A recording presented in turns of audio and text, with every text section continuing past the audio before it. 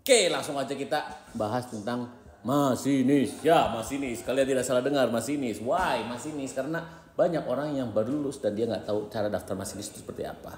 Oke, by the way, gue sedang off day. Enggak off day lah. Selesai. Kemudian gue ingin berbagi pengalaman hari ini ya. Karena apa? Karena di luar sana ternyata masih banyak orang-orang yang notabene belum tercerahkan. Belum tercerahkannya di mana? Ada yang masih beranggapan bahwa daftar masinis itu bayar sekian juta salah, seriusan, salah mutlak itu. Rekrutmen masinis itu gratis, tapi kamu perlu nggak sih menyiapkan uang? Perlu. Buat apa? Buat keperluan pribadi. Kalau emang kamu punya dana lebih, boleh malah kamu cek kesehatan dulu di RS ya, RS.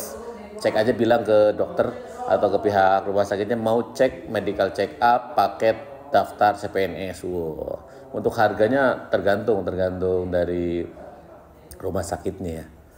Kemudian kita bahaslah. Jadi masinis gimana sih? Yang paling pertama itu kamu harus daftar. Daftarnya di e-rekrutmen KAI Aceh ID, oke? E-rekrutmen di situ ya, datanya di situ.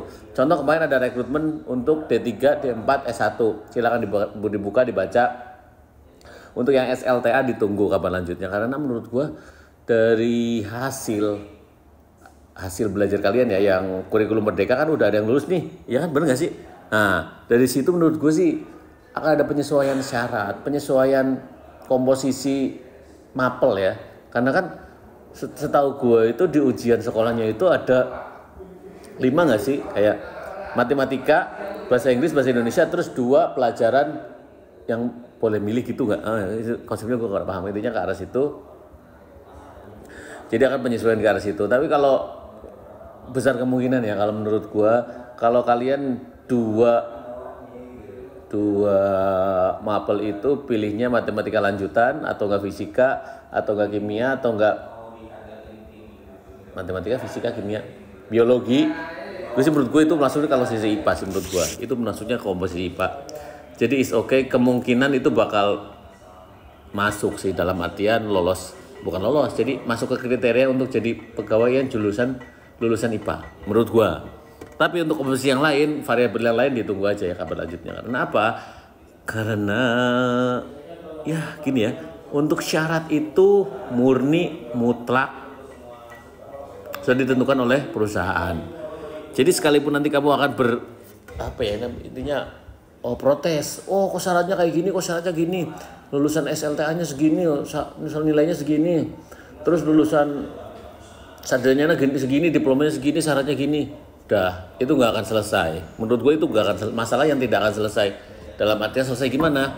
Ya emang itu syarat dari KAI-nya, kecuali KAI-nya akan merubah dengan bahasa kerennya tuh, dengan perbandingan atau mungkin dengan pemikiran, dengan bahasanya tuh, dengan ya pokoknya dengan alasan tertentu. Ya mereka emang udah punya kriterianya seperti itu, jadi ya udahlah. Larinya ketika kamu yang membutuhkan, menginginkan untuk seleksi masuk ke jadi bagian perusahaan itu, ya mau nggak mau harus mengikuti atau melengkapi aturan itu. Adapun untuk tahapannya yang biasanya ya ada 3 bahkan rekrutmen ya. Jadi rekrutmen setahu gua ada rekrutmen eksternal, rekrutmen job fair, dan rekrutmen internal. Nah itu masing-masing berbeda. Apa itu rekrutmen eksternal? Rekrutmen ya notabene pada umumnya eksternal, kamu daftar online, ngisi online, berkasnya online. Adapun secara garis besar itu alurnya itu ada administrasi, kesehatan awal, wawancara, psikotes atau enggak psikotes dulu terus wawancara, terus kesehatan akhir.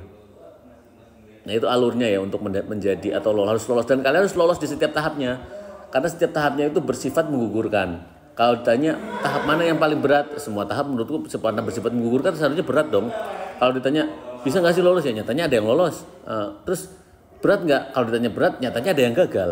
Konsepnya gimana kalau gitu? Jadi it's okay.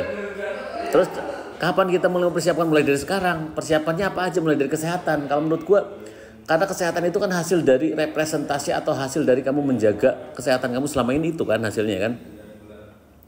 Mulai dari kesehatan mata, gigi, terutama kalau gigi yang bisa diusahakan ya, dalam artian gini, kotor ya dibersihkan, kalau berlubang ya ditambal ya Pak De. Kalau ibaratnya kak ada cabut gimana ya? Cabut kalau emang mengganggu estetik ya diganti pakai gigi palsu gitu loh.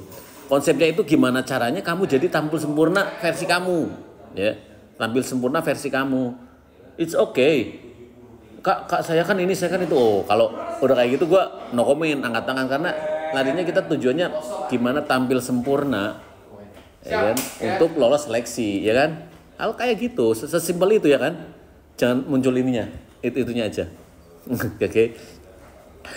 Nah, kak terus nanti setelah lolos gimana? Udah, kalau udah setelah lolos tuh udah tinggal ngikutin alur aja. Yang paling penting tuh kamu tuh lolos seleksi dulu. Nah, kalau untuk ngikutin alurnya udah nanti program langsung pendidikan bisa, langsung nanti Diksarwira bisa, langsung apa bisa, udah itu mah is okay, fine, kencana yo.